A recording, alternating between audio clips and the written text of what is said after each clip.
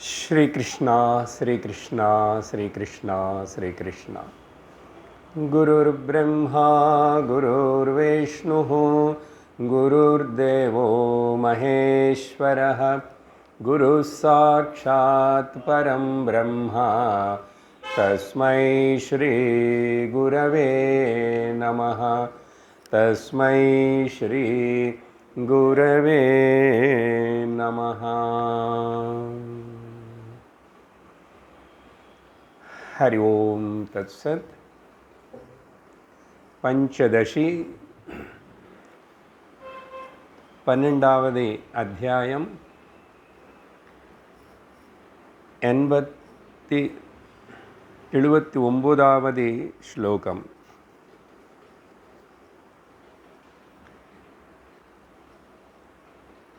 தித்திணி ஃபலமத்யம்லம் लवणेन युतं यदा तदाम्लस्य तिरस्काराद् ईषदं लं यथा तथा.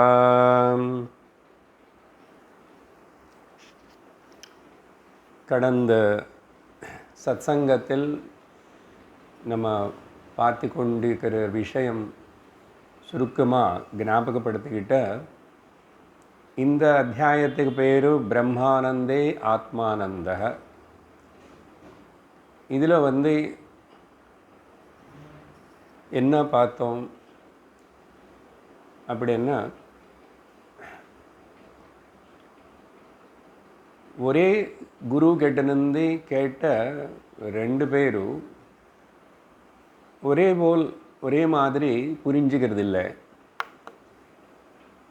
ஒரே மாதிரி புரிஞ்சுக்கிறதில்லை. அதுக்கு என்ன காரணம்னு எல்லாம் பார்த்தோம். ஒருத்தனு வாதி, இன்னொருத்தனு விவேகி சிஷ்யனாக இருக்கிறவன். அப்போது ஒருத்தனுக்கு அந்த குருவுடைய வாக்கியங்கள் உபதேசம் சாபமாகிறது, இன்னொருத்தருக்கு வரமாகிறது. அப்போது அதெல்லாம் நம்ம பார்த்தோம். அந்த ஸ்லோகங்களுக்குள்ள என்ன சொல்லப்பட்டது. முக்கியமான விஷயம் என்னன்னா, ஆத்மா என்பது என்னுடைய இயல்பான ஸ்வரூபம், சத்து சித்து ஆனந்தம்.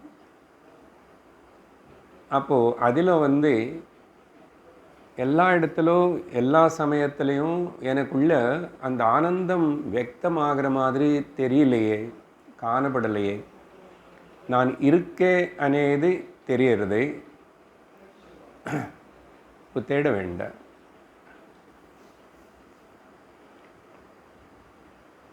நான் இருக்கேனேது எனக்கு தெரியறது. அப்புறம் நான் இருக்கணும், இருக்கேனேது எனக்கு தெரியணும், ரெண்டும் இருக்கு. ஆனால் ஆனந்தம் అనేది மட்டும் தெரிய மாட்டேங்குது. ஏதோ அப்பப்போ சில வாட்டி சில விஷயங்களையோ தொடர்புனால எனக்கு சந்தோஷம் வந்ததுன்னு நினைக்கிறேன், அது போயிடுது. அப்போ நீங்கள் சொல்கிற பிரம்மானந்தம் என்னோடய ஸ்வரூபம் இருக்கிற போல் எனக்கு தோணலை.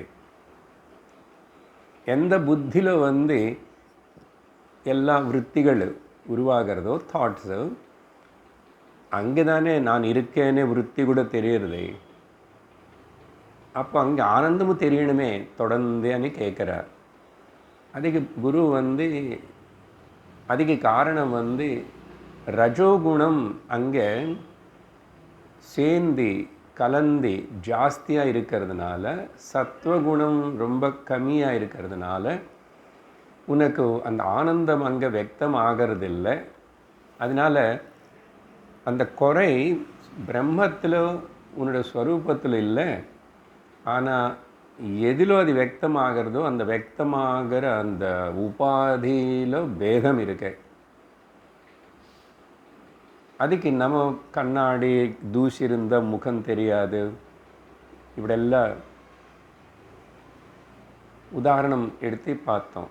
ஆனால் இந்த விஷயம் சொல்கிறதுக்கு இங்கே வித்யாரண்யர் இந்த கடைசி சத் சங்கத்தில் படித்த கடைசி ஸ்லோகம் 79.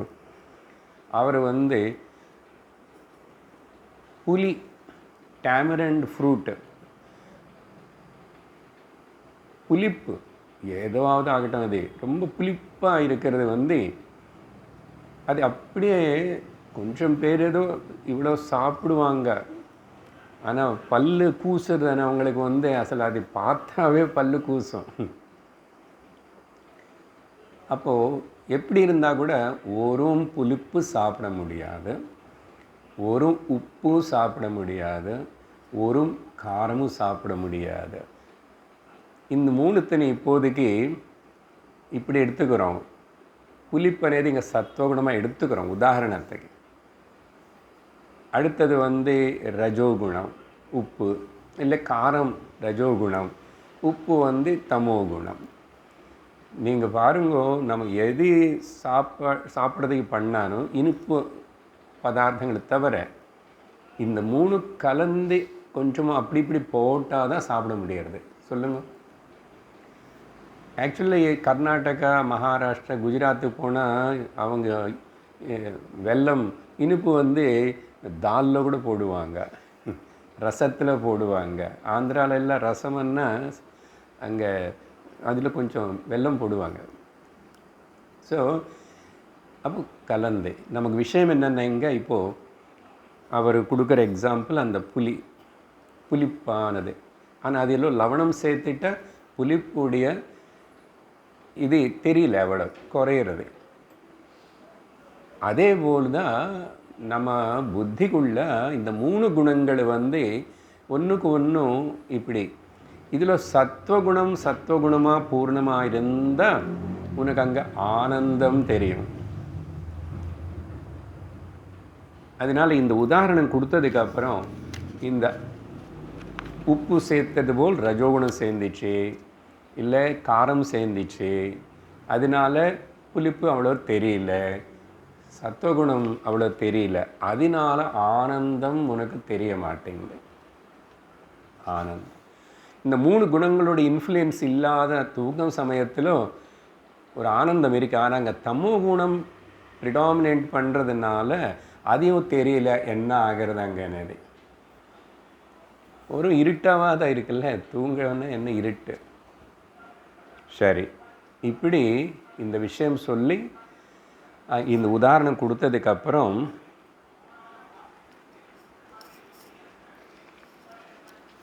சத்வகுணம் உடைய முக்கியத்துவத்தை 78லே சொல்லிட்டார். அதனால முமுக்ஷு மோட்சத்துக்கு சிறந்த வாழ்வு வாழ்கிறதுக்காக முடிவு பண்ண ஒருத்தன் இந்த சத்வகுணத்தினை எப்படி மெயின்டைன் பண்ணிக்கணும், அதில் இருந்துக்கணும். அதையும் இந்த விவேகம் விசாரணம் பண்ணும்போது, தியானம் பண்ணும்போது, சிரவணம் பண்ணும்போது அந்த சத்வகுணத்தோடு இருந்தால் தான் இப்போவே அந்த ஆனந்தம் நமக்கு கேட்கும்போதே கிடைக்கிறது. யோகிக்கு சமாதி ஸ்திதியில் கிடைக்கிறது போல் நமக்கு 1 மணி நேரம் கேட்கும்போதே சொன்ன இது முன்னாடி, இங்கே 1 மணி நேரம் அப்படி விவேகம், ஒரு லைன் ஆஃப் திங்கிங், ஒரு ப்ராசஸ்ஸை நம்ம திங்க் பண்ணும்போது அப்படியே மனசு கொஞ்சம் கொஞ்சம் கொஞ்சம் கொஞ்சம் அடங்கி விஷயம் தெளிவாக தெரியும் போது இப்போவே இங்கே ஒரு அமைதி வருது. அது ஆனந்தம் தானே. வேறு நீங்கள் கொஞ்சம் எவ்வளோ நேரம் பிராணாயாமம் பண்ணானோ, இல்லை விஷ்ணு சாஸ்திரம் முழுசாக படித்தானோ, அதுக்கப்புறம் டைட்னஸ் தான் இருக்கும் தவிர அமைதி అనేది சத் சங்கம் சிரவணத்தில் வர அளவுக்கு வரதில்லை. சரி, அதுக்கு பிறகு இப்போது 80வது ஸ்லோகத்தில் ஒரு கேள்வி கேட்கப்படுறது. இதோ இந்த வாதி இன்னும் இருந்துக்கா, கடைசி வரைக்கும் இருப்பான், இந்த அத்தியாயம் கடைசி வரைக்கும். 80வது ஸ்லோகம். நனு பிரியதமத்வேன பரமானந்ததாத்மனி விவேக்தும் சக்யதாமேவம் வினா யோகேன கிம் பவேத். ஆனால் ஒரு சந்தேகம் குருவே, என்ன? ஒரு விவேகம் இப்படிப்பட்ட சிரவணம் இதெல்லாம் பண்ணும்போது புத்திக்கு சில விஷயங்கள் தெரிகிறது. விவேகம் விவேகம்னு நீங்கள் சொல்கிறீங்க, அதை விசாரணை நீங்கள் பண்ணும்போது, என்கொயரி பண்ணும்போது அது மட்டும் போதுமா, யோகா செய்ய வேண்டாமா அப்படின்னு கேட்குறான்.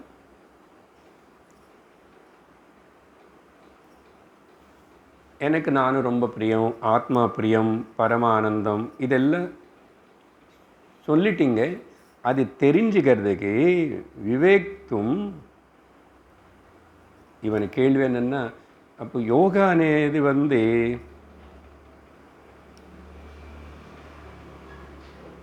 தான் யோகா செய்யணும். அப்புறம் இங்கே யோகான்னு அர்த்தம் கர்மயோகமாகட்டும், வேறு ராஜயோகமாகட்டும், இல்லை பக்தி யோகம் கூட ஆகட்டும். நான் 3 எடுத்துக்கிறேன் சாய்ஸை இங்கே. ஏன்னா பகவத்கீதை திருஷ்டியில் இப்படி பகவத்கீதை ஒரு ஸ்லோகம் கோட் பண்ண போகிறாரு. அதனால் ஒரு கேட்கறதுனால மட்டும் போதுமா? அப்படி கேட்டால் ஒரு பரோட்ச ஞானந்தான் வரும். ஓ அப்படி இருக்கேன்னு சொல்கிறாங்க, இப்படின்னு சொல்கிறாங்க, எல்லாம் சொல்கிறாங்க, எல்லாம் கேட்டேன், நல்லா தான் புரிஞ்சது, காதுக்குள்ளே போய் இருக்கை இதுன்னு சொல்கிறாங்கன்னு புரியுது. ஆனால் எனக்கு அனுபவத்துக்கு வரலையே, அபரோக்ஷ ஞானம் ஏற்படலையே. அப்படின்னா எனக்கு ஆனந்தம் தெரியல, நான் பிரம்மன்னு தெரியல. அப்போது அப்படி தெரிஞ்சுக்கிறதுக்கே வேறு ஏதாவது பண்ண வேண்டாமா? இந்த கேள்வி நான் நடுவில் சத்தர்ஷனம் பேசும்போதே சொல்லிட்டேன் பாருங்கள், அதே திரும்பி இங்கே வருது. இது எத்தனை நாள் சிரவணம் சத்சங்கம் பண்ணப்போ கூட நிறைய பேருக்கு இந்த மாதிரி சந்தேகம் இருக்கும். அது சொன்னார்ல, ஏன் இவன் இப்படியே வாதியாகவே இருக்கான்னு சொன்னால், அவனுக்கு அங்கே 3 காரணம் சொல்லிட்டாரே போன வாரம். இவன் முதல் அவனுடைய படிய பாவனைಗಳನ್ನು விடமாட்டான். ஸ்வபக்ஷம் ந விமுஞ்சதி. அப்புறம் பிரம்மவித் துவேஷம். பிரம்மம் பற்றி பேசுகிற இந்த குருகள் இவங்க எல்லாரும் இப்படி தான் மகாத்மா. அவங்க மேலே கௌரவம் கிடையாது, மரியாதை கிடையாது, வார்த்தை மதிப்பு கிடையாது. ஏதோ சும்மா கேட்டுட்டு போகலாம். ஒரு அப்படி கொஷினர், ஒரு ப்ரெஸ்ஸு, அவன் ஒரு மாதிரி இன்டர்வியூ, அப்படி பாவனை எனக்கு. அதனால் அப்புறம் ஆக்ரஹாத்துன்னு சொன்னாங்க. ஆக்ரஹாத்து பிரம்மவித்வேஷத்தினாலையும், துராகிரகம் அகங்காரத்தினாலையும், இந்த ஞானம் இந்த சாஸ்திரம் இது சொல்கிறவங்களுக்கு நம்பிக்கை இல்லாதனாலையும், 3வது என்னுடைய பாவனை உள்ளே என்னமோ அது அவ்வளோதான், நான் அது விடமாட்டேன். ஸோ அப்படிப்பட்டவன் தான் இப்போ இங்கே கேள்வி கேட்குறான் திரும்பி. அப்படி செய்யும்போது டைரக்ட் நாலேஜ் வரணும்னா ஏதாவது செய்ய வேண்டாமா?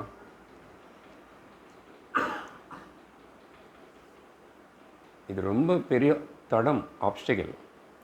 இதுக்கு இவரே சொன்னார், வித்யாரண்யரே. என்ன உதாரணம்? நான் ஆண் அப்படின்னு ஒருத்தனுக்கு தெரியறதுக்கு ஓகே யாராவது சொல்லணுமா? சரி, முதல்ல சொல்லி கொடுத்தாங்கன்னு வச்சுக்கிறோம்.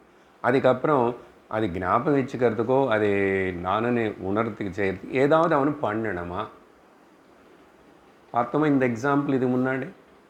அதே போல் ஒரு பெண்மணிக்கு தான் பெண்மணி அணி சொல்லி தெரிஞ்சிச்சு, நீங்கள் சொல்கிறீங்க, ஆனால் நான் ஏதாவது பண்ணி தானே நான் ஒரு ஸ்திரீ அணி தெரிஞ்சுக்கணும் அப்படின்னு சொல்கிறோமா? அது எவ்வளோ சகஜமோ அதே போல் தான் இங்கே கூட இதுக்கு ஏதாவது பண்ணணும் అనేది கிடையாது ஞானத்தில். இந்த பண்ணணும் అనేది பெரிய வியாதி. அது பேர் தான் சம்சாரம், அதுக்கு பேர் தான் பிகமிங் అని சொல்கிறோம் இங்கிலீஷில். ஆனால் இவனுக்கு புரியாதனால இவன் அந்தளவுக்கு இன்னும் குருவுக்கு சரணாகலை, அகங்காரத்தை விட்டு கொடுக்கல, சாஸ்திரத்தை நீ சொன்னதுபடி ஏற்றுக்கிறதுக்கு தயாராக இல்லாதனால ஏதாவது பண்ணணும் அப்படின்னு இதே கேட்டுட்ருப்பான். இவன் எப்படின்னு யோகா ஏதாவது பண்ணணும். உடனே கர்மயோகா இல்லை பக்தி யோகா அதையும் பண்ணணும் இல்லை. வாரத்துக்கு ஒரு நாள் 2 நாள் இங்கே வந்து கேட்போம் இதெல்லாம். நான் அப்புறம் இது எனக்கு நல்லா புரிஞ்சு இதோட பலம் நான் அடையிறதுக்கே நான் கோவிலுக்கு போக வேண்டாமா, ஊர் சுற்ற வேண்டாமா, நிறைய பாராயணம் பண்ண வேண்டாமா, பஜனை பண்ண வேண்டாமா, இது பண்ண வேண்டாமா, அது பண்ண ஏதோ ஒன்று நம்ம பண்ணணும் இல்லையா? யோகா பண்ணால் நல்லா அப்புதான். இது அப்புறம் பண்ணி செய்கிறது கிடையாது. இப்போ புரிஞ்சுக்கிட்டு இப்போ எடுத்துக்கிட்டால் உண்டு. இப்போ இருக்குன்னா அது அப்படியே இருக்கும். அதுதான் சிரவணத்திலோ விவேகத்திலோ இந்த விசாரணையில் ஏற்படுற ஒரு பெரிய ஒரு லாபம். அதுதான் இங்கே அப்படி கேட்குறாரு. அதனால் அடுத்தது சொல்கிறார், டீச்சர் இப்படி நீ ஒருவேளை இன்னும் அந்த பாவத்தில் இருந்து இப்படி கேட்டுட்டு இருந்தா 81வது ஸ்லோகம். யத்யோகேன ததேவேதி வதாமோ ஞானசித்தயே யோக புரோக்தோ விவேகேன ஞானம் கிம் நோபஜாயதே. ஏப்பா, எது யோகானால் அடியலாம் அப்படின்னு சொல்லப்படுறதோ, என்ன யோகானால என்ன யோகா, அதுதான் சந்தேகம் வரீங்க. யோகான்னா என்ன? இவர் கிளியராக இங்கே வந்து இது பகவான் கிருஷ்ணருடைய ஸ்லோகம் அடுத்த ஸ்லோகத்தில் கோட் பண்ணுறதுனால நம்ம புரிஞ்சுக்கலாம். அக்கார்டிங் டு பகவத்கீதா கிருஷ்ணா கர்ம யோகா అనేది ரொம்ப ரேண்டமாக யூஸ் பண்ணுவார் இந்த 3rd 4th 5th சாப்டர்ஸில். அப்புறம் கூட யோகான்னா அவருக்கு இருந்தாங்க கர்ம யோகம். சரி, அப்படி இல்லை அஷ்டாங்க யோகான்னு எடுத்துக்கிட்டால் கூட பாரு, யோகானால் எது அடைய முடியும்னு சொல்கிறாங்களோ, என்ன அடைவாங்க யோகானால்? டைரெக்டாக ஞானம் வராது. கர்மயோகத்தினால டைரெக்டாக ஞானம் வராது. கர்மயோகம் செஞ்சு சித்தம் சுத்தி பண்ணிக்கிட்டு இப்படி வந்து உட்காந்து விவேகம் வளர்த்துக்கிட்டாதான். ராஜயோகம் பண்ணி பக்தி யோகம் பண்ணான்னு கூட அப்படியே தான் சித்தம் சுத்தி பண்ணிக்கிட்டு ஏகாகிரமான சித்தம் மனசோட வந்து இங்கே உட்காந்து இப்படி விசாரணை சிரவணம் பண்ணாதான். இது அடிப்படையாக இருக்குது இந்த ஸ்லோகத்தில் நமக்கு காணும். ஆனால் கிருஷ்ணர் சொன்னதை பார்த்தா இங்கே யோகானே ஜஸ்ட் காமனாக யூஸ் பண்ணால் கூட பக்தி யோகம் நேராக ஞானம் கொடுக்காது, கர்மயோகம் கொடுக்காது, ராஜயோகம் கொடுக்காது, ஞானம் கொடுக்காது. அதெல்லாம் ஒன்று ப்ரிப்பேர் பண்ணும். அப்படி ப்ரிப்பேர் பண்ணதுக்கப்புறம் எனிஹவ் ஞான சித்தையே யோகா, ஞானம் சித்திக்கிறதுக்காக யோகா உதவி செய்யும் అని சொன்னாங்க. தவிர நடுவில் நீ அப்புறம் கிளாஸுக்கே போக வேண்டாம், நீ வீட்டில் யோகா பண்ணிட்டே இரு, நீ பாட்டுக்கு நீ கர்மயோகா பண்ணிட்டே இரு சொன்னமில்லை. கர்மயோகா అనేది யாருக்கும் தெரியாது. அவனு கர்மா பக்தி எல்லாம் மிக்ஸ் பண்ணிட்டு பி குட் டூ குட் போகாதா சார்? நான் நல்லது பண்ணுவேன், நல்லா இருப்பேன். நீ பி குட் டூ குட்னால உனக்கு ஞானம் வராது. அப்போ எப்படி வரும்? இப்படி உட்கார்ந்து இப்படி விஷயங்களை கேட்டு கேட்டு கேட்டு விவேகத்தினை வளர்த்துக்கிட்டு வைராக்கியத்தினை வளர்த்துக்கிட்டு அப்போதான் உன்னுடைய ஸ்வரூபத்தினை உணர்வாக இருந்தால் கூட கிரகிச்சுக்குவேன், ஞான நிஷ்டை வரும். அப்போது பிரக்ஞை ஸ்திர பிரக்ஞை ஆகும். இப்போ கேட்குறதெல்லாம் பிரக்ஞை. சரி, அந்த பிரக்ஞை கேட்குறதுக்கே உங்களுக்கு இப்போது நீங்கள் முடிவு பண்ணி வரீங்க.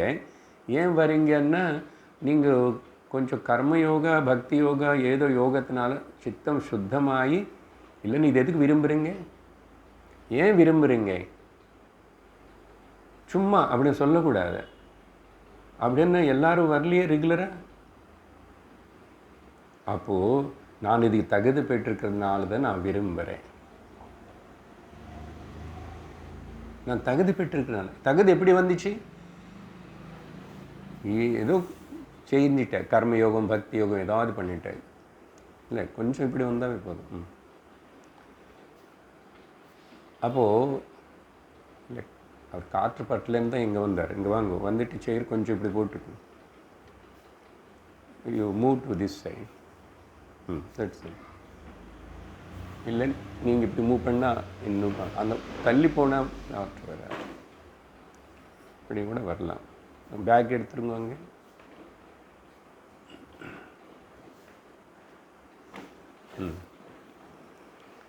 சரி. அப்போது ஞான சித்தை யோகா வதாமஹ. நாங்கள் எல்லோரும் சொல்கிறோம். நாங்கள் ஏன் சொல்கிறோன்னா எங்கள் குரு சொன்னார், ஞான சித்திக்காக யோகான்னாங்க அப்படின்னு புரோக்தக. அப்படி வரும்போது விவேகேன ஞானம் கிம் ந உபஜாயத்தை கேள்வி கேட்குறாரு, பதில் கேள்வி. விவேகத்தினால் அப்போ ஞானம் வராதோ? ஏன்னா நீ கர்மயோகம் பண்ணி பக்தி யோகம் பண்ணி ராஜயோகம் பண்ணி கடைசியில் கிளாஸுக்கு வந்து விவேகம் விசாரணை பண்ணோன்னு தானே சொல்கிறோம். நேராக நான் விசாரணத்துக்கு வந்துட்டேன். விசாரணைன்னா சிரவணம் பண்ணதுக்கப்புறம் அப்போ அவனுக்கு ஞானம் வராதா? பாருங்க. அதனால நீ இப்படி இந்த வழியில் தான் நீ வரணும். அப்போ நீ அதுக்கு முக்கியத்துவம் கொடுத்துட்டு யோகான்னு பேசுகிற கேள்வி கேட்டார். ஏன் அப்போது வராது? கிம் நான் வச்சது why it should not take place. இல்லை, விவேகத்தினால ஞானம் வராதோ? அப்போ வராதா? அனி பதில் திரும்பி கேள்வி கேட்குறாரு குரு. அதனால் அப்படி சொல்லாத. நீ நினைக்கிறது யோகா அப்படின்னா அர்த்தம் என்னன்னா வேறு ஏதாவது பண்ண வேண்டாமா అనేది விட்டுடணும். பயம் இருந்தால் பண்ணுவோம், அகங்காரம் இருந்தால் பண்ணுவோம். என்ன குரு சொன்னது மேலே நம்பிக்கை வரல. உபனிஷத்து சொன்னாலும் வித்யாரண்ய சுவாமி சொன்னாலும் நம்பிக்கை வரல. நம்பிக்கை வரலன்னா எனக்கு అనేది ஒரு அகங்காரம் நான் இன்னும் மெயின்டைன் பண்ணிகிட்ருக்கேன். இங்கே வரும் விஷயம் இன்னும் அவரே விவரிப்பார். புரிஞ்சுதா உங்களுக்கு இப்போது என்ன தாட்? ஸோ இங்கேருந்து இது ரொம்ப முக்கியம். இந்த பாயிண்ட்டு கொண்டு வரார் இவர் வித்யாரண்ய சுவாமி. அடுத்தது 82. யத் சாங்க்யை பிராப்யதே ஸ்தானம் தத்யோகைரபி கம்யதே இதி ஸ்மிருதம் ஃபலைகத்வம் யோகினாம் ச விவேகினாம். இதுதான் பகவத்கீதை 5வது அத்தியாயத்திலிருந்து எடுத்த 5வது ஸ்லோகம். அங்கே அந்த ஸ்லோகம் எப்படி வரும்னா முதல் வரி மட்டும்தான் அவர் எடுத்துக்கிட்டார். இங்கே 2வது வரி அது கன்க்ளூஷன் எதிராரு வித்யாரண்யர். அப்போ பகவத்கீதையில் என்ன வந்துச்சு அந்த ஸ்லோகம்? அப்படி யத் சாங்க்யை பிராப்யதே ஸ்தானம் தத்யோகைரபி கம்யதே ஏகம் சாங்க்யம் ச யோகம் ச யத் பஷ்யதி ச பஷ்யதி. யோகமும் சாங்கியமும் ரெண்டும் ஒன்று தான் என்றார் பகவான். அங்கே அது எப்படி ஒன்று தான்னா அர்த்தம்? அப்போ எதுக்கு 2 சொல்லணும்? அது ஒரு கேள்வி. அப்படி இருக்கட்டும். 2 ஒன்றுன்னப்போ ஒன்றே சொல்லலாமல் எதுக்கு 2 சொல்லணும் అనేది ஒரு கேள்வி இருக்குது. ஆனால் அதுக்கு பதில் கொடுப்பார் வித்யாரண்ய சுவாமி அடுத்த வர ஸ்லோகங்கள். இப்போ இங்கே என்ன சொன்னார் பகவான் கீதையில்? இங்கே எது சாங்கியம்னா ஞானத்தினால விசாரணை விவேகத்தினால எந்த ஸ்தானம் எந்த லட்சியம் அடையணுமோ அடையுவான்னு சொல்லப்பட்டதோ அது வந்து யோகைரபி கம்யதே. யோகா மூலமாக கூட அடையுவான். இங்கே தான் ஜாகிரதை இருக்கணும். யோகா மூலமானா கூட அப்போ நான் யோகாவே பண்ணுறேன் சார், அப்போ நான் கிளாஸுக்கு வர மாட்டேன், நான் வீட்டில் அதான் சொன்னேனே நான் அதெல்லாம் தான் பண்ணுவேன். அப்போ இது எதுக்கு இங்கே 1 மணி நேரம் இப்படி உட்கார்ந்துட்டு? உங்களுக்கு தெரியும் எங்களுக்கு எல்லா கிளாஸ்லும் தூக்கம் வருதானே. அப்போது நீங்கள் அதனால தான் கஷ்டமாக இருக்கு. நிறைய பேர் வரமாட்டாங்க, நிறைய பேர் நிற்க மாட்டாங்க. இதுக்கு எவ்வளோ சிரமம் இருந்தால் கூட நான் இது விடக்கூடாது, இதில் நிற்கணும் நடக்கணும் போகணுமனு முடிவெடுத்தவங்களுக்கு கொஞ்சம் பேர் தான் இருப்பாங்க. அந்த கொஞ்சம் பேர் மனுஷானாம் சஹஸ்ரேஷு அதிலும் நம்ம இருந்தால் ரொம்ப அனுகிரகம். நமக்கு அனுகிரகம். உட்டி போகிறது வழி தவறுது ரொம்ப சுலபம், வழி தவறாமல் இருக்கிறது கஷ்டம் இல்லையா? அதர்மம் பண்ணுறது ரொம்ப சுலபம், தர்மமாக இருக்கிறது கஷ்டம். அப்போது சாங்கிய அதே தான் யோகா மூலமாக கூட சரி. ஒருவேளை அந்த யோகா எடுத்துக்கிறோம், எது சிறந்த பக்தி யோகம் எடுத்துக்கிறோம். அவனுக்கு பகவான் பகவான் பக்தி தவிர இன்னொரு விஷயமே வராது, இன்னொரு எண்ணமே வராது. சாரீரிகமாக ஏதோ வயத்து பொடுப்புக்காக ஏதோ பண்ணிட்டு இருந்தால் கூட அவருக்கு எப்போ பகவானே தான் அன்னிதானே பக்தாளுடைய கதை கேட்குறோம். எப்போ பகவான் நாமமே சொல்லுவார், பகவான் பற்றியே பேசுவார், எல்லாரையும் பார்த்து பகவான் தான் நினச்சிட்டு இருப்பார் அப்படின்னு எத்தனையோ பக்தாளுடைய எல்லாம் பார்த்தோம். அப்போது அவங்களுக்கு அந்த பக்தியுடைய உச்சை பராபக்தி అనేది அவங்களுக்கு வந்ததுக்கப்புறம் அங்கே அவங்களுக்கு ஞானமும் வந்துச்சுன்னு அர்த்தம். ஆனால் வெளிப்படையாக பார்க்கும்போது அவங்க அந்த பக்தி விஷயமே பேசி பக்தியிலேயே இருக்கிற போல் காட்டுவான். ஆனால் ஞானம் வராமல் அப்படிப்பட்ட பராபக்தி வராது. நல்லா புரிஞ்சுக்கணும். சரி, அடுத்த யோகா எடுத்துக்கிறோம். நிறைய பிராணாயாமம், நிறைய யோகா, ரொம்ப ஸ்ட்ரிக்ட் டிசிப்ளின். கல்யாணம் பண்ணிக்கல அப்படி இருக்க யோகி அப்படி இருக்கார். அப்பப்போ சமாதிக்கு போவார், 2 நாள் கூட இருப்பார், பிராணாயாமம் இவ்வளோ பண்ணுவார், எதெல்லாம் பண்ணுவார். சரி, இதெல்லாம் அவர் சாதாரண மனுஷன் செய்யாத முடியாதெல்லாம் அது பண்ணுறாருன்னா. அதுக்கப்புறம் ஏகாகிரதை சமாதியில் போனால் 2-3 நாளில் அப்படி மணிக்கணக்கில் உட்கார்ந்தாருன்னா அர்த்தம் வெளியே உலகம் வெளிய விஷயங்கள் எல்லாம் மனசு மறந்து மனசு அது தூங்காமல் ஒரு லயஸ்திதியில் இருக்கு, தூங்காத ஒரு லயஸ்திதியில் இருக்கு. ஆனால் திரும்பி வெளியில் வருவார். ஒருவேளை அப்படி அடிஞ்சிருந்தால் அங்கே கூட அவருக்கு ஆத்ம ஞானம் ஏற்பட்டாதான் அவருடைய பயிற்சி முடிஞ்சதுன்னு அர்த்தம். ஆனால் பெரும்பாலும் யோகா விஷயம் பேசுகிறவங்களும் யோகான்னு ரொம்ப முக்கியத்துவம் எடுத்துக்கிறவங்களை ரொம்ப மறுபடியும் பகிர் விஷயங்களை பற்றி பேசி அதையே என்கரேஜ் பண்ணிட்டு அதின்னு ரொம்ப ஹைலைட் பண்ணி இந்த சிவன் விக்கிரகంలో பாரு, அந்த மலை பாரு, இதே தான் சொல்லிட்டுருப்பானே யோகா செஞ்சவங்க. అందుకని எங்களுடைய யோகா தனிப்பட்ட ஒரு சிஸ்டம். உலகம் மொத்தம் எல்லாரும் நேசிக்கிறாங்க, ஃபாரினர்ஸ் எல்லாம் வராங்கல்ல, அப்படியெல்லாம் இருக்குது, சில மையங்கள் இருக்குது. அப்போ அவ்வளோ யோகாவில் நீ ஏகம் பிரம்ம ஜானம் கடிச்சிருந்தா திரும்பி சரி மக்களுக்காக. ஏன்னா நிறைய பேர் பிரம்மஜானம் விரும்ப மாட்டான், அவனுக்கு புரியாது கூட சொன்னான். அதனால் நிறைய பேருக்கு ஒரு நல்லபடிக்காக சொல்லித்தருவான்னு சொல்கிறவங்களும் இருப்பாங்க. ஆனால் அவருக்கு உள்ள பிரம்மஜானி தான். ஆனால் வெளியில் பார்க்கும்போது யோகான்னு ஹைலைட் பண்ணி அப்படியெல்லாம் பேசுறது. பிரம்மஜானி ஆனார் இல்லை நமக்கு தெரியாது, நான் சொல்கிறேன் சும்மா. ஒரே ஒரு அடையாளம் என்னன்னா, அப்படி நிச்சயமாக பிரம்மஜானியாக இருந்தால் பாஹ்ய லௌகிக விவகார விஷயங்கள் நாம ரூபங்களை பற்றி முக்கியத்துவம் கொடுத்து பேசி பிரச்சாரம் பண்ண மாட்டார். இது ஒரு அடையாளம் வச்சுக்கிறோம்.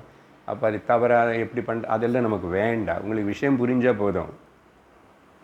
எவ்வளோ பெரிய யோகா குருவானாகட்டும், எவ்வளோ பெரிய பக்தாளாவாக இருக்கட்டும், பட் ஸ்டில் அவர் இது டிரான்சென்ட் பண்ணி அந்த ஞான நிஷ்டையில் இருக்கிறாரா இருந்துச்சுன்னா சகஜமாக அதுதான் வரணும். வேறு இன்னொரு விஷயம் எப்படி வரும்? திரும்பி கர்மல ஈடுபடுன்னு சொல்கிறவாது ஏன் வரும்? திரும்பி இல்லைன்னா வெளியில் அசாஸ்வதమైన ஜடமான விஷயங்களை பற்றி சொல்லி ஹைலைட் பண்ணுவார். பண்ண முடியாது. இப்போ எனக்கு சொல்லி நீங்கள் அப்படி பண்ணுங்கன்னு நான் பண்ண முடியாது. ஆனால் நான் ஏதாவது பஜனை பாடிட்டு பகவானை பற்றி சொல்கிறேன்னா I have to connect it to the Vedanta. புரியுறதா விஷயம் உங்களுக்கு? சரி, இப்படி இத்தி ஸ்மிருதம் அப்படி தான் கேட்டிருக்கோம் கீதையில், பகவானாலே சொல்லப்பட்டதே. என்ன சொன்னார்? ரெண்டுத்துக்கு பலம் ஒன்று தான் சொன்னார். இப்போ தானே படித்தானே, ஏகம் சாங்கியஞ்ச யோகம்ச்ச, ரெண்டு ஒன்று தான், அடைய போகிற பலம் ஒன்று தான் అని சொல்லி அவர் சொன்னார்னால இது ஸ்மிருதம் பலம் ஏகத்துவம் யோகினாம்ச்ச விவேகினாம்ச்ச. இங்கே விவேகம்னா சாங்கிய அப்படின்னா இந்த கேட்குற ஞானி விவேகம். இந்த என்ன சொல்கிறது சாஸ்திரம், கீதா என்ன பேசுகிறாரு பகவான் கிருஷ்ணர் இப்படி வந்த அவனுக்கு. ஸோ இப்படின்னு கேள்விப்பட்டுமே பகவத்கீதையில் అని வித்யாரண்யர் அந்த ஸ்லோகத்தை எங்கே ஞாபகப்படுத்திட்டார். ஞாபகப்படுத்தினதுக்கப்புறம் அடுத்த ஸ்லோகம் 83. அசாத்ய கஸ்யசித் யோகः கஸ்யசித் ஞான நிச்சயः இத்தம் விசார்ய மார்கௌ த்வௌ ஜகாத பரமேஸ்வரः. பரமாத்மா பரமேஸ்வரனான அந்த யோகேஸ்வர கிருஷ்ணர் அப்போ எதுக்கு இதை சொன்னார்? இப்போ ஒரு கேள்வி வருவனே, இதா எதுக்கு அப்போ ரெண்டு சொல்லணும்? ரெண்டும் ஒரே இடத்துக்கு தான் போகிறதுன்னு சொன்னால், இப்போ சப்போஸ் இந்த ரோடு அங்கேருந்து நடந்து இங்கே வந்த ரமணாலயம் இருக்குது, அங்கே ரெண்டு பேர் வரும்போது அவனுக்கு அப்பா நீ லெஃப்ட் சைடு மட்டும் நடந்துப்போ, இதே தெருவில் நீங்கள் ரைட் சைடு மட்டும் நடந்துப்போ, போனால் ரெண்டு பேரும் அங்கே போய் சேருவீங்கன்னா, ரெண்டு பேர் போய் அதே தெருவில் அந்த ரமணாலயத்துக்கு போய் சேருவாங்கன்னா நீ எதுக்கு லெஃப்ட் சைடு போ, நீ ரைட் சைடு போன்னு சொல்லணும்? புரியுறது உங்களுக்கு? அப்படின்னு சந்தேகம் வரும், நமக்கு வராது, சொன்னேன் இல்லையா?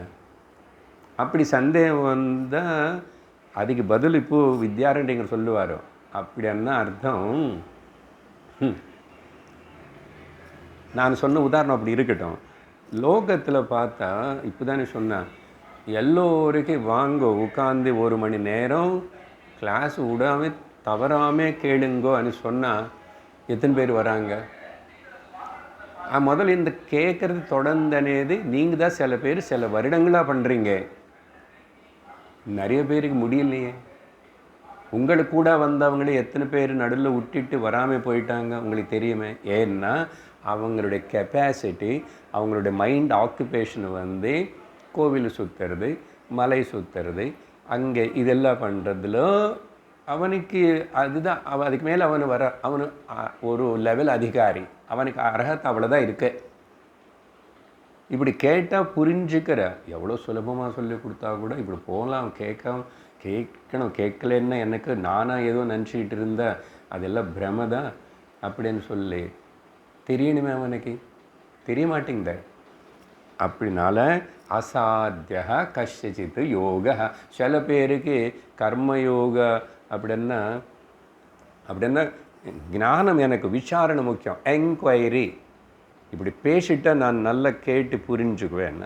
இன்டலெக்சுவல் கொஞ்சம் கெப்பாசிட்டி இருக்கு, உட்கார்ந்து பொறுமையாக கேட்கறதுக்கு, கேட்டது புரிஞ்சுக்கிறதுக்கு ஒரு கெப்பாசிட்டி இருக்குது. இன்னொருத்தனுக்கு அப்படி முடியாது. குழந்தை இங்கே உட்காருமா, உட்கார, அதுக்கு என்னென்னா விளையாடணும், வெளியில் போகணும். அதே போல் தான் சில பேருக்கு இது கேட்குறது, விசாரணை பண்ணணும், சாஸ்திரம் கேட்கணும் அப்படின்னு சொன்னால் அவங்களுக்கு சாத்தியப்படாது. சில பேருக்கு கர்மயோகம் பண்ணும், அப்படி இப்படி போ அப்படி போன்னா, இல்லை வேறு யோகா சொன்னானே 3 யோகா எடுத்துக்கணும். இங்கே யோகானே பதத்தை கர்மயோகமாவது பக்தி யோகமாவது அந்த ராஜயோகம் பிராணம் ஏதாவது ஆகட்டும். சில பேருக்கு அது பண்ணன்னா எனக்கு முடியாது. தினந்தோறும் 4 கோயிலுக்கு போயிட்டு வாங்கன்னு நான் போவேன். சில பேருக்கு அப்படி அந்த வித்தியாசம் இருக்க. எல்லாரும் இப்படி தான் இருக்கணும்னு சொல்ல முடியாது இல்லையா? அவனவனுடைய எவ்வளோ அவனை போன ஜென்மத்தில் என்ன பண்ணி அவனுடைய சம்ஸ்காரங்கள் அவனுக்குள்ளே எவ்வளோ இவனை மாறி எந்த லெவலில் இருக்கா அதான் சொல்லணும். லெவல் அந்தந்த லெவலுக்கு தான் இல்லையா? இப்போது 12வது கிளாஸ் எக்ஸாம் எழுதிட்டாங்க குழந்தைகள், எல்லாருக்கும் ரிசல்ட் வரும். அதுக்கப்புறம் எல்லோரும் ஆசைப்படுற மாதிரி எல்லோருக்கும் இந்த மெடிக்கல் சீட்டு கிடைக்குமா, இன்ஜினியர் சீட்டு கிடைக்குமா, ஆசிக்கலாம். ஆனால் அங்கே திரும்பி அதெல்லாம் நான் டெஸ்ட் வைக்கிறோன்னா டெஸ்ட் வச்சதுக்கப்புறம் தான் நீ குவாலிஃபை ஆனால் வருவேன். குவாலிஃபிகேஷன் வேணுமா வேண்டாம்? எல்லோரும் மனிதர்கள் தான், எல்லாருக்கும் நல்லவங்களாக இருக்கணும்னு ஆசை, எல்லாருக்கும் பகவான் மேல் நம்பிக்கை இருக்கு. ஆனால் இந்த ஞான மார்க்கத்துக்கு விஷயம் நல்லா இப்படி புரிஞ்சுக்கிட்டால் உனக்கு எல்லா பிரச்சனைகளும் தீந்துரும்ப்பா. நீ எது கர்மயோகத்தினாலையும் பக்தி யோகத்தினால ராஜயோகத்தினால செஞ்சு ஏதாவது அடையணும் அப்படி இப்படி நெல்ல திண்டாடுறே கஷ்டப்பட்டு கடைசியில் நீ இங்கே தான் வரணும். என்ன உதாரணம் கொடுப்போம் இதுக்கு? நம்ம சகஜமாக ஒரு பெரிய கோவிலுக்கு 4 தெரு இருக்குது, 4 துவாரங்கள் இருக்குது, கோபுரங்கள். ஆனால் அந்த பக்கம் ஒரு க்யூ வருது, இந்த பக்கம் ஒரு க்யூ வருது, அந்த பக்கம் எல்லாம் க்யூ நிறைய வரும். வந்ததுக்கப்புறம் கடைசியில் நேராக சுவாமி கிட்ட போய் அந்த கர்ப்ப கிரகத்தில் அங்கே பார்க்கும்போது மூலஸ்தானம் ஒரு வழியில் தானே போகணும். எங்காவது அங்கே உள்ளே போய் சுவாமின்னு பார்க்குறதுக்கு பல வழி இருக்க ஏதாவது கோவிலில் சொல்லுங்களேன். அது வேறு சின்னதாக வைப்பான், தலை இடிச்சுக்கிற போல இருக்கும். இந்த குருவாயூரப்போ அடுத்த ஸ்டேஜுக்கு போகும்போது அங்கே ஜாக்கிரதையில்னு டம்முன்னு அடிச்சுப்போம். அடிச்சா ரொம்ப குள்ளமாக வச்சுருக்கோம். நிறைய இடத்துல அப்படி. ஏன் அப்படி சின்னதாக வச்சுருக்காங்க? 6 அடி இருக்கிற மனுஷன் எப்படி தான் சார் போவான்? ஏன்னா 6 அடி இருக்கிறவனை விட தலை குனியறதானே வாழ்க்கையில் வேணுமப்பா.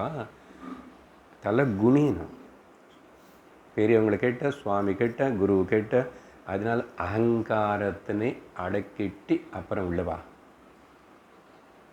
அப்படின்னு நினச்சிக்கிறோம். இல்லைன்னு எதுக்கு அப்படி குட்டியாக வைப்பாங்க? வெளியே கோபுரம் பார்த்தோமோ 50 அடி 150 அடியானே கட்டுறான். ஆனால் அங்கே போனதுக்கப்புறம் இதிலே பார்க்கணும். அங்கே 2 க்யூ. அப்புறம் நம்ம பார்க்கறதுக்குள்ள அவனு வருவான் இவனு வருவான். அங்கே கொஞ்சம் கஷாயி மொத்தத்தில் அப்படி சுற்றிட்டு போகிறோம் இல்லை கோவிலில். எதுக்கு சொல்கிறேன் இந்த உதாரணம்? சில பேருக்கு அப்படி தான். அசாத்தியா கஷ்டித் யோகா, கஷ்டித் ஞானா அனிச்சய. கொஞ்சம் பேருக்கு இது, கொஞ்சம் பேருக்கு அது. பண்ணிட்டோம். அதெல்லாம் நம்ம பேடுன்னு சொல்லலை. ஆனால் அது பூர்ணம் பண்ணாது.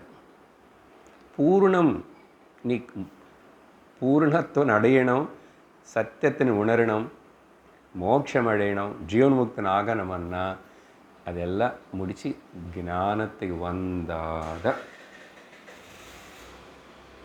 அதனால தான் பகவான் லோகத்தில் இப்படி வேறு வேறு வகையான மக்கள் இருக்காங்க. அதனால நானும் 2 மார்க்கம் சொல்கிறேன். சில பேருக்கு உங்களுக்கு கஷ்டமாக கிளாஸுக்கு போகிறது உட்காருது. இதோ நீங்கள் எல்லோரும் என்ன பண்ணுறீங்க? கர்மயோகம் பண்ணுங்க, கொஞ்சம் தானம் பண்ணுங்க, அப்புறம் 4 கோயிலுக்கு போயிட்டு வாங்க, ஏதாவது பண்ணுங்க, கர்மயோகம் பண்ணு. வீட்டில் பஞ்சமகாயஜனங்கள் பண்ணும். ஓகே, பஞ்சமகாயஜனங்கள் தெரியுமே இல்லை நமக்கு. அப்படி அதனால தான் பரமேஸ்வரர் இந்த 2 மார்க்கம் பற்றியும் பேசியிருக்கார் கீதையில். அதனால் நீங்கள் இப்போது யோகா வேண்டாமா, யோகா சுப்பீரியர் இல்லையா?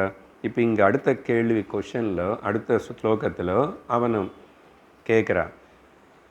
யோகே 84 யோகே கோதிஷயஸ்தேத்ர ஞானமுக்தம் சமம் துவயோஹ ராகத்வேஷாத்யபாவஸ்ச துல்லியோ யோகி விவேகினஹ. இவனுக்கு இன்னும் சந்தேகம். நீங்கள் என்ன சொன்ன sir? Yoga is superior sir, yoga is superior. அந்த கிருஷ்ணாவே பகவத்கீதையில் மறுபடியும் 6வது அத்தியாயத்துக்கு வரும்போதும் அங்கே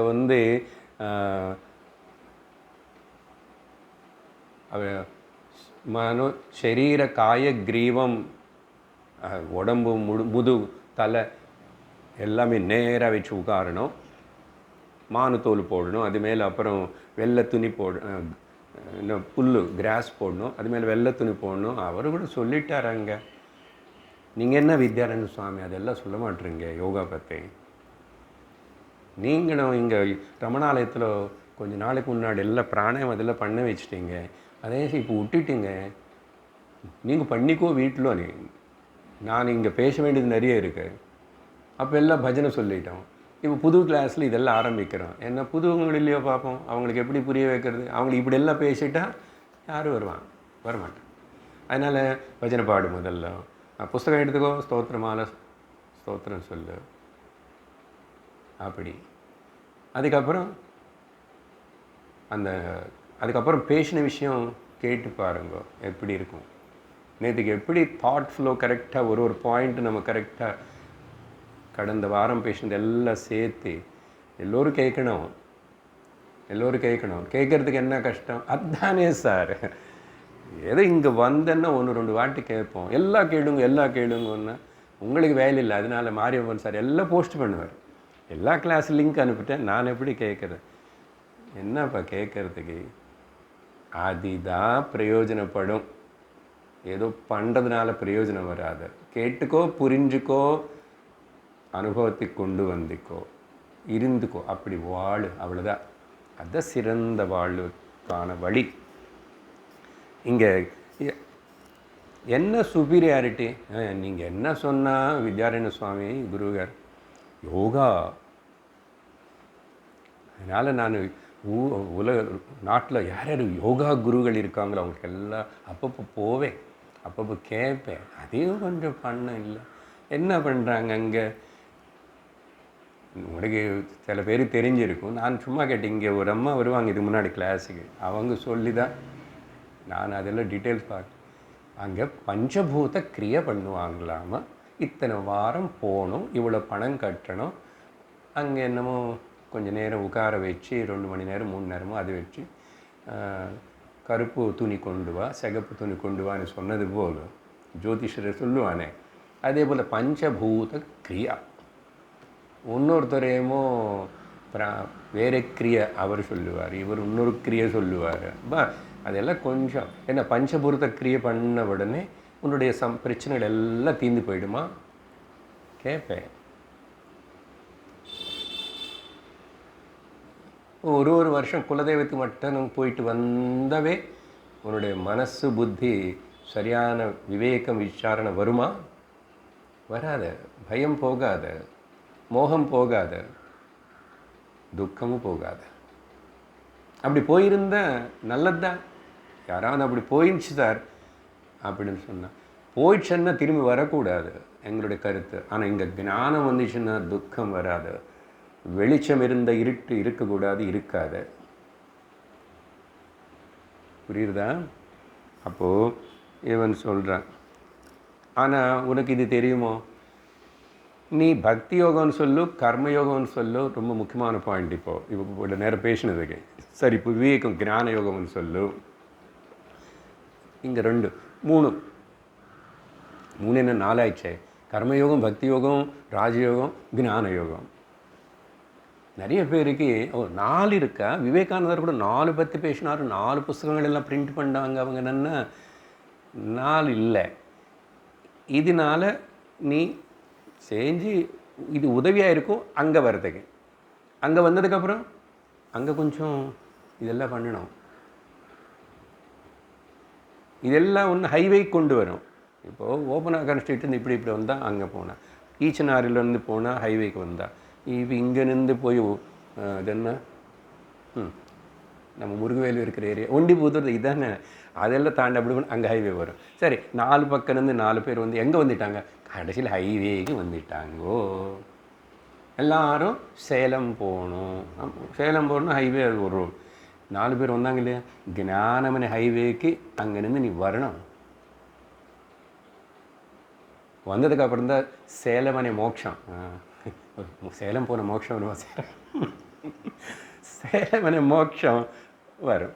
அதுக்கப்புறம் கூட எல்லோரும் ஹைவேக்கு வந்தாச்சு. ஒருத்தன் 40 கிலோமீட்டர் ஸ்பீடு, ஒருத்தன் 60 கிலோமீட்டர் ஸ்பீடு, ஒருத்தன் வந்து அதிவேகமாக போய் நடுலையே காலி ஆகிடுவான். எல்லோரும் ஒரே டைமுக்கு போலியே. 6 ட்ராக் வச்சா கூட, காம்படிஷன் வச்சா கூட, காம்படிஷனில் எல்லோரும் ரெடி. ஒரே 10 லைன் போடுவான் இல்லை, 10 பேர் இப்படி நிற்பான். எல்லோரும் போக முடியல. யாரோ ஒருத்தனும் 1 ஃபஸ்ட்டு செகண்ட் தேர்ட் அப்படி தானே போகிறாங்க. அது இவ்வளோ இருக்கு. சரி, முதல்ல ஹைவேக்கு வந்தியா? அது பார்த்துக்கோ. எப்போ வர போகிறே? வந்தாச்சுன்னு உனக்கு நம்பிக்கை வந்துச்சுன்னா ஆப்பா, இனிமேல் நிம்மதி. டிராஃபிக் இருக்காது, அப்படின்னா துக்கம் இருக்காது, கவலை இருக்காது, ஸ்பீடு பிரேக்கர்ஸ் இருக்காது. நிறைய டோல்கேட்டு கூட எடுத்துட்டாங்க. இப்படி விஷயம் என்ன, சேலம் போயிட்டு வந்தோம் நடுவில். எல்லாத்துக்கு கடைசியில் சொல்கிற விஷயம், எந்த யோகம் பண்ணானோ அகங்காரம் போனோம், அதுதான் பாட்டம் லைன். அப்புறம் அகங்காரம் போனால் ராகத்வேஷங்கள் போயிடணும். நீ பக்தி யோகம் பண்ணும், நல்ல பக்தி யோகம் பண்ணும், பகவான் பிடிச்சிக்கோ, அழு, ஏதாவது பண்ணும், காலையிலேருந்து ராத்திரி வரைக்கும் எல்லாம் பண்ணும். அகங்காரம் போயிடுச்சா, ராகமும் துவேஷமும் போயிடுச்சா, லைக்ஸ் அண்ட் டிஸ்லைக்ஸ் போயிடுதா, ராஜயோகம் பண்ணானும் பக்தி யோகம் பண்ணானும் கர்ம பண்ணானும், அதான் சொல்கிறார் இங்கே வித்யானந்த சுவாமி. ஞானம் அண்ட் யோகா ரெண்டுத்தில் உக்தம் சமம் துவயோ, ரெண்டுத்தில் சமம் என்ன தெரியுமா சொன்னதே, ராகத்வேஷ அபாவச்ச, ராகத்வேஷம் இல்லாமல் இருக்கணும். நீ எதிலாவது இருந்துக்கோ, எனக்கு சொல்லு, ராகத்வேஷம் போயிடுச்சா, போயிடுச்சுன்னா நீ இருந்துக்கோ, அதில் நான் கேட்க மாட்டேன், நான் நான் இங்கே வா கிளாஸுக்கு எழுன்னு சொல்ல மாட்டேன். ராகத்வேஷம் போயிடுச்சா, அதென்ன என்ன சார்ன்னு கேட்கக்கூடாது. என்ன இவ்வளோ 4 வருஷம் கணக்கில் அதான் பற்றி பேசிகிட்டு இருக்கிறோம். சத்தர்ஷனம் பகவான் ரமணருடைய புஸ்தகம் படிக்கும்போது அதான் சொல்லிட்டு இருக்கோம். இப்போ அது நான் விவரிக்க மாட்டேன், புரிஞ்சுக்கணும். ராகமும் துவேஷமும், லைக்ஸ் அண்ட் டிஸ்லைக்ஸ், அதில் வந்து விடுபட்டியா நீ? அது பண்ணாமல் நான் பண்ணிகிட்ருக்கேன், நான் இது பண்ணுறேன் அது பண்ணுறேன், நீ ஏதாவது பண்ணும், இது நடக்காத வரைக்கும் அது பிரயோஜனப்படாது. சரி, அப்படி சொல்லி எல்லாருக்கும் இது சமம். அப்படி இருக்கும்போது நீ எதுக்கு சுப்பீரியர்னு பேசணும்? சுப்பீரியர் இது என்ன சுப்பீரியர், அது சுப்பீரியர், அடைய வேண்டியது இது, நீ அடைஞ்சாச்சுன்னா ஓகே. 85 ந ப்ரீதிர் விஷயேஷ்வஸ்தி பிரேயானாத்மேதி ஜானதः குதோ ராக குதோ த்வேஷः பிராதிகூல்யமபஷ்யதः. ஞானி விஷயம் சொல்கிறார். இப்போது விவேகி இது கேட்குற நமக்கு, இவனுக்கு வந்து இப்போது ஆத்மாதான் பிரியமான வஸ்து எல்லோருக்கும் பேசிட்டு, அதான டாபிக் இங்கே. ஆத்மனஸ்து காமாய சர்வம் பிரியம் பவதை, அது எல்லாருக்கும் தனமே அவங்க மழையில் தான் அவங்களுக்கு பிரீத்தியங்க. இதுதாங்க சத்தியம்.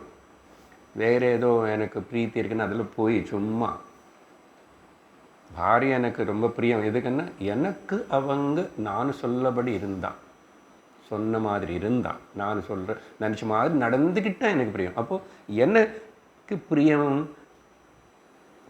அவங்களு பிரியம்னு சொல்கிறே தவிர உண்மையான பிரியம் அப்படி தானே பேசிகிட்டு இருக்கிறோம். இங்கே என்னன்னா, அப்படி இருக்கும்போதோ அப்படிப்பட்டவனுக்கு வெளியிலோ வஸ்துகள், வெளியிலோ பொருட்கள், மனிதர்கள், உறவுகள் ஏதாவது அது மேலே இனிமே குதக ராகா, ராகம் எங்கே இருக்கும்? அதே மாதிரி குதக துவேஷம் இருக்குமா?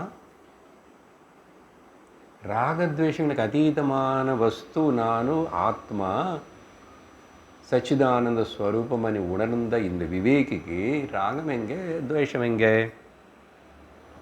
அப்போது பிராதிகூல்யம் அபஷ்யத, அவன் வந்து இன்னைக்கு இது அனுகூலம், இது எனக்கு இது இப்படி இல்லை. ராகத்வேஷம்னா பிடிக்கும் பிடிக்காது, இதெல்லாம் இருக்குமா அவனுக்கு? இருக்காது, இல்லை இருக்காது. ஆனால் அவன் சொல்கிறான் பிரதிபக்ஷவாதி, தேஹாதேஹே பிரதிகூலேஷு துவேஷஸ்துல்யோ த்வயோரபி துவேஷம் குர்வன்ன யோகி சேத் அவிவேக்யாபி தாத்ருஷः. இவன் சொல்கிறான், இவன் யாரும் யோகாக்கு ஓட்டு போடுறோம், யோகா பண்ணுறோம் சார், சும்மா இப்படி கேட்டுட்டு இருந்தால் பத்தாது அப்படின்னு சொல்கிறவன் இவனு. சில ஜீவராசிகள் ஏதாவது நமக்கு அது தொந்தரவு பண்ணும்.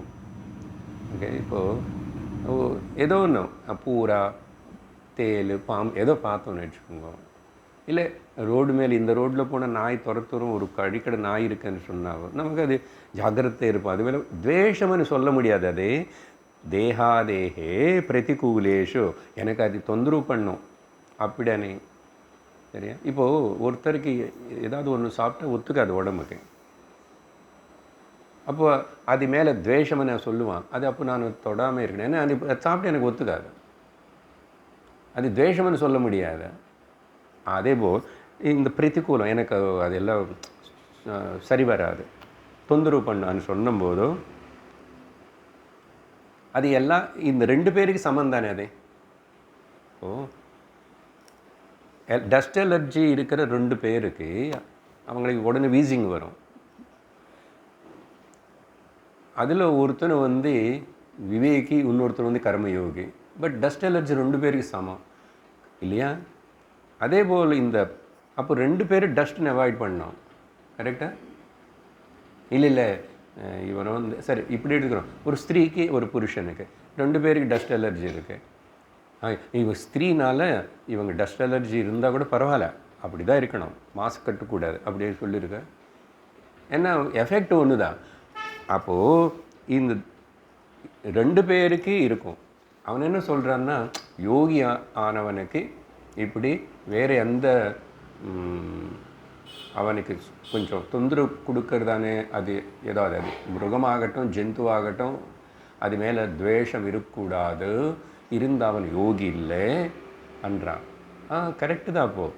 அப்போ அவன் யோகி இல்லை துவேஷப்பட்டான்னா விவேக்கு கூட நாங்களும் சேர்றோம் உங்கள் பார்ட்டியில், நீங்கள் சொல்கிறது கரெக்டு தான். சரி கரெக்டு தான். யோகிக்கு இல்லை துவேஷம் இருந்தால் யோகி இல்லைன்னா துவேஷம் இருந்தால் விவேக்கியும் கிடையாது. இப்போ என்ன புரிஞ்சதே? என்ன சொன்னால், ராகத்வேஷங்கள் இல்லாமல் இருக்கிறது தான். நீ பக்தி செய், கர்மயோகம் செய், ராஜயோகம் செய், ஞான யோகம் செய், எப்போ அது நடக்க போகிறது? அதுதானே சொன்னேன் இப்போ கொஞ்சம் நேரத்துக்கு முன்னாடி. ஸோ அப்படி அவன் நீ நினச்ச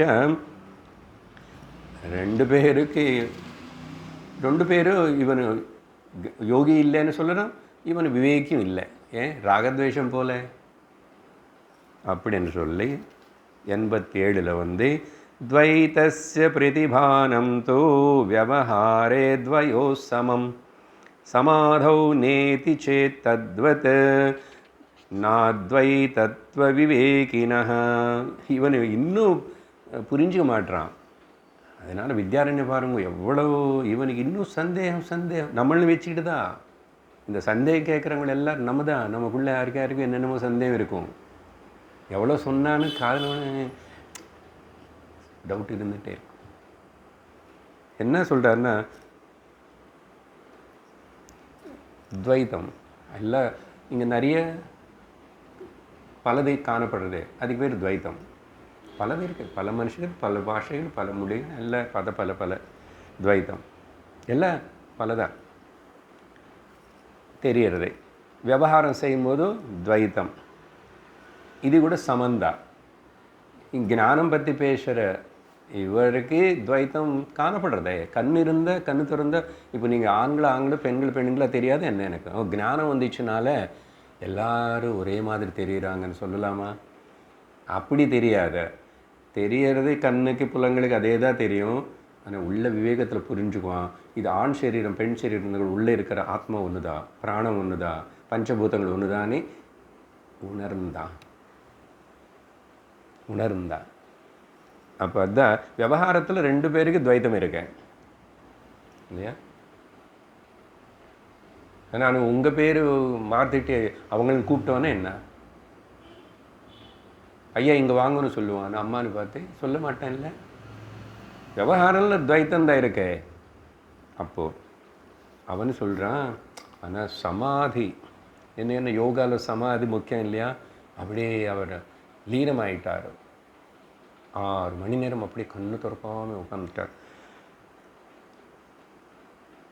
அவருக்கு அந்த சமாதியில் இருக்கும்போது துவைத்தம் இல்லை. அப்படியே நீ சொன்னால் நான் என்ன சொல்கிறேன்னா, இந்த மாதிரி எங்கள் கிளாஸுக்கு வந்து உட்காந்து 1 மணி நேரம் கேட்குற இந்த விவேகர்கள் இருக்காங்களே, அவங்களுக்கு துவைத்தம் இல்லை. அதான் என்ன சொன்ன கொஞ்சம் நேரத்துக்கு முன்னாடி, நீங்கள் இப்போ 1 மணி நேரம் தியானம் சமாதி தான் பண்ணிகிட்ருக்கீங்க. விவேகத்தினாலேயே எங்கள் சமாதி வந்து கண்ணு மூட வேண்டியதில்லை. உன்னுடைய சமாதி வந்து எல்லாம் கது மூடிட்டு லைட் ஆஃப் பண்ணிவிட்டு யாரும் வராமல் காதில் பஞ்சு வச்சுக்கிட்டு மூக்கு மூடி அப்படி உட்காருது. எங்கள் சமாதி அப்படி கிடையாது, எல்லாம் திறந்து இருக்கட்டான். ஆனால் ஞானம் விவேகத்தினால கேட்குற சிரவணம் பண்ணுறவனும் சமாதியில் தான் இருக்கான். சமயக் அதி அந்த கிளாஸில் அர்த்தம் சொல்லியிருக்க இல்லை, மனசு புத்தி எதிலும் நிற்கிறது. அது கண்ணு மூடி நின்றுட்டா என்ன, கண்ணு திறந்து நின்றுட்டா என்ன, சமாதி அதுக்கு பேர். அதனால் அந்த சமாதி అనేది யோகாவில் சொல்கிற மாதிரி ஏதோ தப்பாக புரிஞ்சுக்கூடாது. கீதையில் பகவான் சொன்னது புரிஞ்சுக்கணும், இங்கே இவர் சொல்கிறது புரிஞ்சுக்கணும். நீ ஒருவேளை அங்கே தான் அவனுக்கு தான் இருக்க சமாதியில் இருக்கிற அந்த துவைத்த அபாவம் அங்கே இல்லைன்னா விவேக்கு கூட இல்லை, விவேக் கூட இல்லை. அதனால் நீ யோகா அதுதான் முக்கியம்னு சொல்லாத, அதுதான் சுப்பீரியர்னு சொல்லாத அப்படின்னு சொல்லி நீ அது பெருமையாக சொல்லாது. அப்படின்னு 88 விவக்ஷதே ததஸ்மாபிஹ அத்வைதானந்த நாமகே அத்யாயே ஹி த்ருதீயேதஹ சர்வமப்யதிமங்கலம். இவன் இப்போ குரு கன்க்ளூட் பண்ண போகிறார். 2 ஸ்லோகம் அத்தியாயம் முடிகிறது. இந்த மாதிரி நம்ம விவக்ஷயத்தை இப்படி விசாரணை பண்ணிட்டு வந்தோம். இந்த ஸ்லோகம் இப்போ 90 ஸ்லோகங்கள் முடிகிறது, 1 2. போன அத்தியாயத்தில் 100க்கு மேலே படித்தோம், என்னமோ ஸ்லோகங்கள் இருக்கு இல்லையா, இப்படி படித்தோம். இப்போ வரப்போகிற அத்தியாயத்தில் அதை பற்றி சொல்கிறாரு. வரப்போகிற இன்னொரு அத்தியாயம் என்ன, 11 12 13 14 15 அத்தியாயங்களுக்கு பஞ்சதசிలో பேர் ஆனந்த பஞ்சகம். எல்லாத்துக்கும் ஆனந்தம் வரும். பிரம்மானந்தே யோகானந்த முடித்தோம். இப்போ என்ன படிச்சிட்டோம், பிரம்மானந்தே ஆத்மானந்த. 13 அடுத்தது படிக்க போகிறோம், பிரம்மானந்தே அத்வைதானந்த. அப்போது அது படிக்கும்போது சொல்லும்போது இந்த துவைத்த ரஹித ஸ்திதி விவேகிக்கு கூட இப்படி சிரவணம் பண்ணதுனாலேயே அவன் ஒன்றும் பெரிய தபஸு பண்ண வேண்டாம், தள்ள கீழே நிற்க வேண்டாம், எந்த மலை மேலே போய் குஹல உட்கார வேண்டாம், ரமணாலயத்துக்கு 1 மணி நேரம் உட்கார்ந்த போதும். அவனுக்கு கூட அந்த துவைத்தம் இல்லைன்னு அறிவு ஏற்படும். தானும் அத்வைத ஆத்மானே தெரிஞ்சுக்கப்படும். அதை பற்றி விஷயம் வர அத்தியாயத்தில் நாம் விசாரணை செய்ய போகிறோம். நீ வருவியா, உனக்கு பிடிச்சவா இரு அப்படின்னு சொல்லி 89வது ஸ்லோகத்தில் அது சொல்லி கடைசியில் என்ன சொல்கிறார் தெரியுமா, அதனால் இப்போ வரைக்கும் என்ன படித்தாமோ அதெல்லாம் மங்களந்தான். உனக்கு புரிஞ்சானு புரியல என்னான்னு, உனக்கு இன்னும் சந்தேகம் இருந்தான்னு கூட சர்வம் அபி அதிமங்கலம். இங்கே அதிமங்கலம்னு அர்த்தம் இப்போ வரைக்கும் என்னென்ன டிஸ்கஸ் பண்ணப்பட்டதோ எல்லாமே பக்கா கரெக்ட். சொல்கிற குருவுக்கு அவளை நம்பிக்கை இருக்கலன்னு எப்படி, இதுதான் இப்போ மங்களம். அதனால் அவர் அதிமங்கலம் அத்தியை உபயோகப்படுத்துகிறாரு. வேறே இன்னொன்று மங்களம், அது திருமங்கலம் போக வேண்டாமா சார் மங்களம் ஏற்படுறதுக்கு. ஆத்மா அவிநாஷின்னு தெரிஞ்சுக்கிறது, அவிநாஷலிங்கம் போக வேண்டாமா? நீ அவிநாஷலிங்கம் போனாலும் இன்னொரு லிங்கம் போனாலும் தியானலிங்கத்துக்கு போனாலும் எங்கே போனாலும் நீ அவிநாஷினி தெரிஞ்சுக்க முடியாது. இங்கே குரு உபதேசம் பண்ணி நீ காது கொடுத்துட்டு கேட்டா தவிர. அதனால் அதிமங்கலம். அது இது சொல்லுவேன், இது மிஞ்சி இன்னொரு சுப முகூர்த்தம் சுபமான விஷயம் அடைய போகிற பெரிய விஷயம் ஒன்றும் கிடையாது. முதல்ல இது ஏற்றுக்குங்கோ, நீங்கள் படிச்சுக்கோங்க. இன்னும் எதுவும் இருக்கு, எப்போ வருமோ எப்போ கிடைக்குமோ இந்த ஜென்மம் கிடைக்குமா அப்படி நீ போஸ்ட் பண்ணியாச்சுன்னா நீ இழந்துட்டாய், கை ஊட்டியாச்சுன்னு அர்த்தம். சும்மா சொல்லலை, அதுதான் இங்கே வித்யாரண்ய சுவாமி சொல்கிறார். அப்புறம் 89 சதா பஷ்யன் நிஜானந்தம் அபஷ்யன் நிகிலம் ஜகத் அர்த்தாத்யோகீதி சேத்தரிஹி சந்துஷ்டோ வர்ததாம் பவேத். ஆனால் இந்த வாதி, இந்த சொன்னால் ஏற்றுக்காதவனோ புரிஞ்சுக்காதவனோ ஆர்குமெண்டடாகவே இருக்கிறவனோ இவன் இன்னும் விடமாட்டான். அப்போது இவனை என்ன சொல்கிறாருன்னா, சதா பஷ்யன் நிஜானந்தம் அபஷ்யன் அகிலம் ஜெகத். அதனால் இவன் இன்னும் அர்த்தாத் யோகி இது சேத். இதே யோகி தவிர இப்படி சும்மா கிளாஸுக்கு போய் உட்காந்து 1 மணி நேரம் பாதி தூங்கி பாதி கேட்டவங்களுக்கு சார் அந்த அத்வைத அனுபவம் வராது சார் அப்படி நீ ஒருவேளை சொன்னால், நான் இனிமேல் உனக்கு சொல்லி பிரயோஜனம் இல்லை. அப்படி இருந்தால் சந்துஷ்டோ வர்ததா.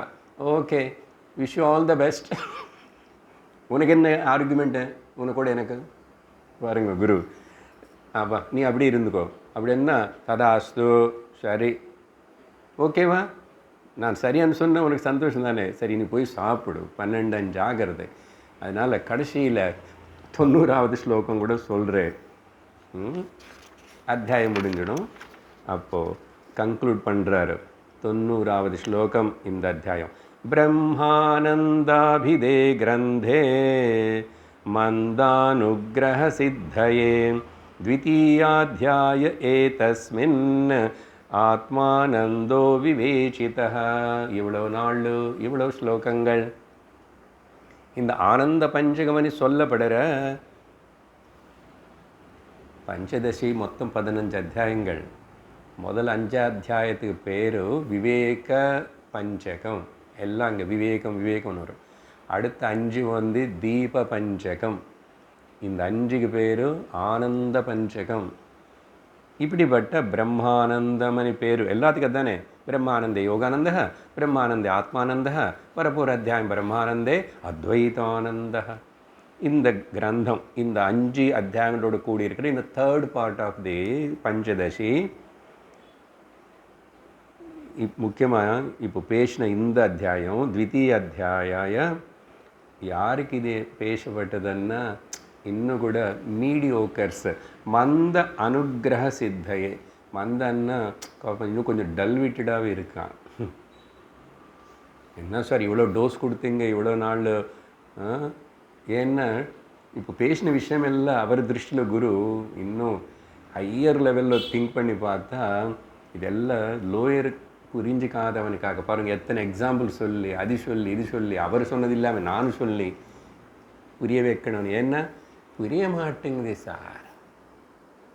அன்றைக்கி அந்த மாதிரி சொன்னாங்க இல்லையா, நீங்கள் பேசுகிற அந்த சத்தர்ஷனெல்லாம் ரொம்ப நல்லா சொல்கிறீங்க, புரியற போல் அப்படி அப்படின்னு. ஆனால் எங்களுக்கு கடிச்சதா இல்லையா, நான் வாங்கிட்டோமா இல்லையான்னு சந்தேகம் பண்ணா. எதுவும் சந்தேகப்படுறேங்க அப்படின்னு கேட்டேன் நான். நம்ம அம்மா இன்னைக்கு வரல.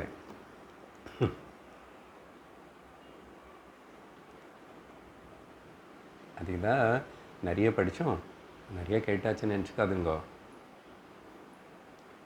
இதுதான் தபஸ், இதுதான் யஜ்ஞம், இதுதான் வேலை வாழ்க்கையில் முக்கியம், மிச்சமில்லை. அப்புறம் அதனால த்விதீயாத்தியாயம் ஏதஸ்மின் ஆத்மானந்தம் అనేది நம்ம இங்கே விசாரணை பண்ணியிருக்கோம். இதோடு இந்த அத்தியாயம் முடிகிறது. அடுத்த வாரம் அடுத்த அத்தியாயம் தொடங்குவோம்.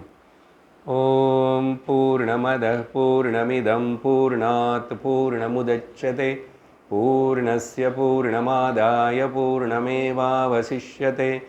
ஓம் சாந்தி சாந்தி சாந்தி.